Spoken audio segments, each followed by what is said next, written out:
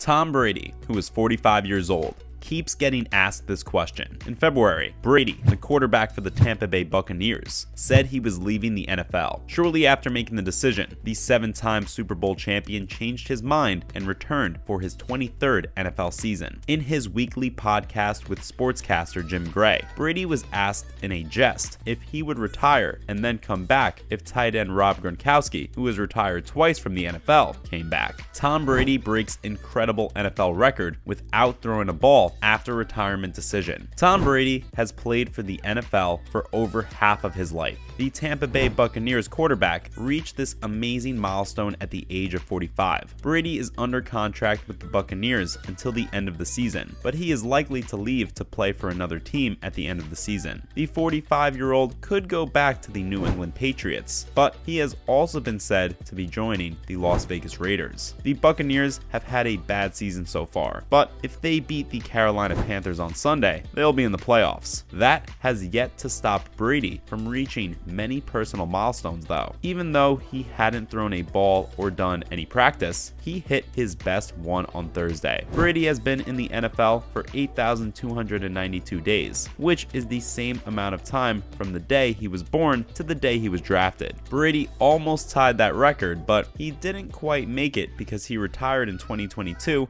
after the Buccaneers were eliminated from the playoffs. He quickly changed his mind though and decided to keep playing. Whether or not he made the right choice is still being discussed, and many people think he should have quit the sport for good. But the man talked about his decision earlier this week and said he wasn't ready to leave yet. When asked for the second year in a row if he was thinking about his future in the sport, Brady said, "I don't really want to retire again. I learned last year that you have to be sure to do that, and I know that a lot of people have been in this situation. When that time comes, I'm going to take my time. In the meantime, the team has asked me to do a very important job, and I want to go out there and play my best for the last 2 weeks of the regular season." In related news, Tom Brady finds Mike Evans for 3 TDs as Bucs win NFC South. The Buccaneers beat the Carolina Panthers 30-24 on Sunday, returning from 2 double-digit deficits to win the NFC South title for the second year in a row. This sent Tom Brady to the playoffs for the 14th straight year, and it was coach Todd Bowles' first season as Tampa Bay's head coach. Brady, who was about to lose his voice and wanted to give credit to his teammates, said, "I feel like I'm the luckiest guy in the world." The words "conquered the South" were written on their red shirts, except for wide receiver Mike Evans. He had one of the best games of his career, with 10 catches for 207 receiving yards and 3 touchdowns. Last week, in the team's Secret Santa exchange, teammate Chris Godwin gave him a Carolina blue Michael Jordan North Carolina Tar Heels jersey.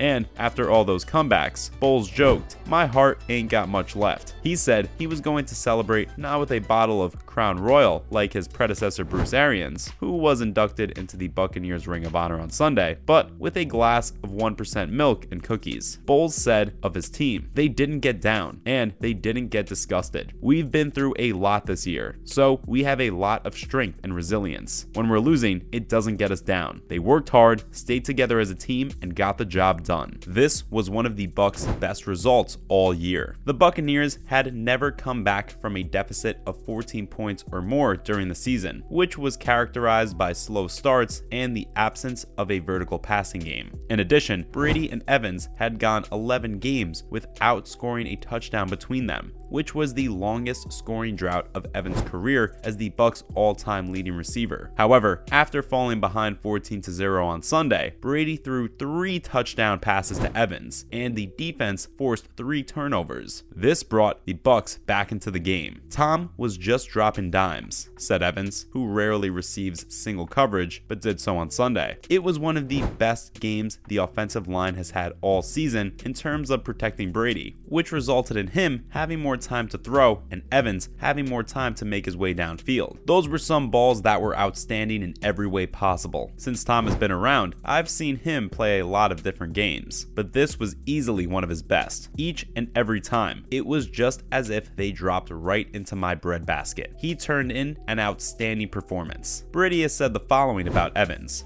"I love playing out there with him, and he's a great player. It would have been nice to see him more often this year, so it was great to finally catch up with him, and I hope we can keep doing that. I believe so. How did the game play out? The first touchdown was a 63-yard pass to Evans that went through the air. Evans now has 1,000 receiving yards for the 9th straight season. He is tied with Tim Brown for the second most in NFL history, behind only Jerry Rice. That touchdown changed everything with 2 minutes and 18 seconds left in the first half. Godwin said of Evans, "I was telling him all throughout the game. He's that guy. He doesn't get nearly as much respect as he should, so whenever I can, I'll speak up for him, since I know he won't. Mike is a dog, man. He is able to do something like that every time he goes out there. It's a pleasure to play with someone like that." Sam Darnold fumbled the ball, and Devin White picked it up at the Carolina 17-yard line. A short while later, Ryan Suckup kicked a 22-yard field goal for the Bucs to cut the Panthers' lead to 14-10. On the Panthers' first drive of the second half, cornerback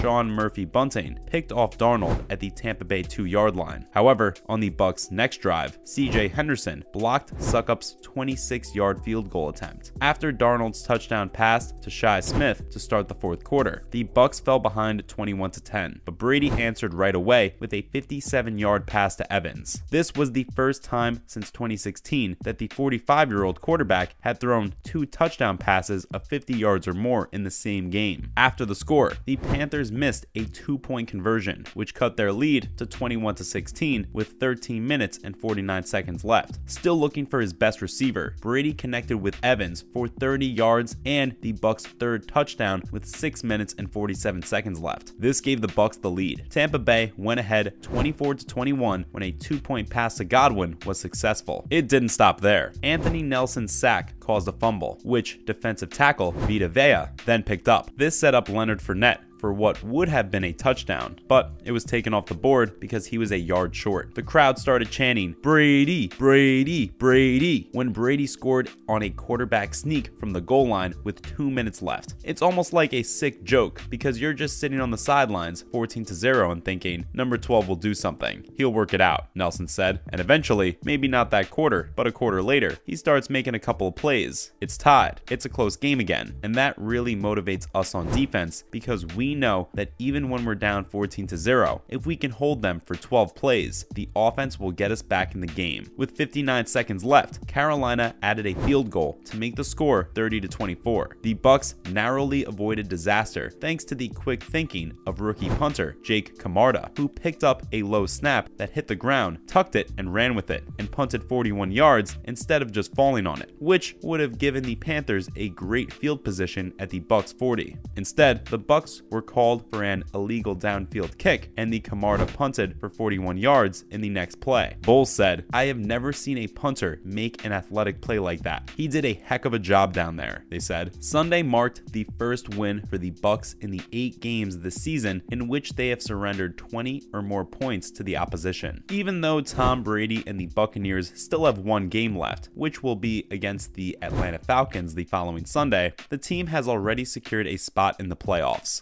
If they are victorious in their division, the first round of the playoffs will find them hosting either the Philadelphia Eagles or the Dallas Cowboys at their stadium. However, to avoid taking any unnecessary risks, it has yet to be decided whether or not Brady will play the following week, despite the quarterback's interest in doing so. It is ultimately up to the coach, but it would make me mad if I couldn't participate in the game. I haven't missed a game since I tore my anterior cruciate ligament, my ACL. In 2016, I was unable to attend the first 4 games of the season. Other than that, I've played them all, Brady said, referring to the 4-game suspension he received from the NFL after an investigation found that he was at least generally aware about the New England Patriots flattening balls the previous season. Brady's suspension came after an NFL investigation was found that he was at least generally aware about the Patriots flattening the balls. After what seemed like an eternity, he broke the silence with a wry grin and the words, "I was being polite there." Everyone in the room who worked as a reporter laughed. It takes a lot for me to be polite. What's your take on Tom Brady's potential retirement? Comment below. But that's it for today, guys. Hope you enjoyed the video. Remember to like and subscribe. Till next time, cheers.